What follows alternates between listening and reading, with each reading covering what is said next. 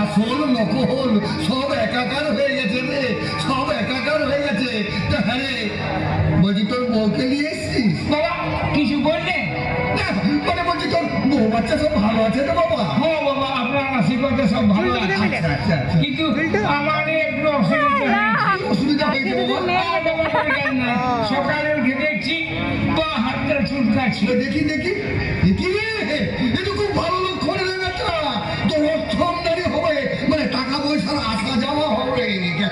হ্যাঁ বাবা, আর ডান হাতটা আগে চুলকাচ্ছে। এটা আরো ভালো লক্ষণ। যা বেটা যা, পড়ার কোনো লটারির কাউন্টার থেকে একটা লটারির টিকিট কাট, তোর ফার্স্ট প্রাইজ উঠবে রে বেটা, তোর ফার্স্ট প্রাইজ উঠবে। হ্যাঁ বাবা, আর আমাকে বাবাটাও চুলকাচ্ছে। বাবাটা চুলকাচ্ছে ও দেখি। আরে বাবা, এটা তো আরো ভালো লক্ষণ রে বেটা, তোর বিদেশ যাত্রা আছে রে বেটা। যা যা তাড়াতাড়ি বাড়িতে যেয়ে গিয়ে বাক্স পেটনা সব গুছাই নে, তোর বিদেশ যাত্রা আছে রে বেটা, বিদেশ যাত্রা আছে। বাবা আমার ডান পাটা চুলকাচ্ছে।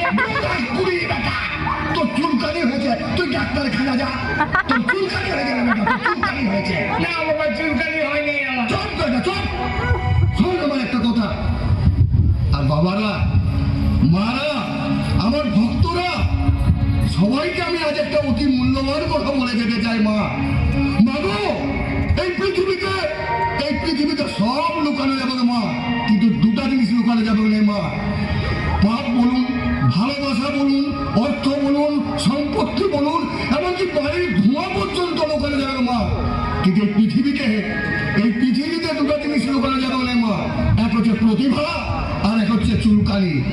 প্রতিভা মানে বুঝলি না বেটা? কি বেটা? প্রতিভা মানে হচ্ছে গুণ। কারোর ভিতর যদি গুণ থাকে মা, তাহলে তাকে জঙ্গলের মধ্যে রেখে দিলেও সেটা ফুটে উঠবে। আর মাগো, মা, কারোর যদি চুলকানি হয় মা, তাহলে ভাসুর শ্বশুর কোনোই মানিবে না মা। সবারই সামনে চুলকাতে হবে মা, সামনে চুলকাতে হবে। ওই জন্য তো বলছি আকুড়ি বেটা, তোর চুলকানি হয়েছে, তুই ডাক্তারখানা যা, তুই ডাক্তারখানা যা।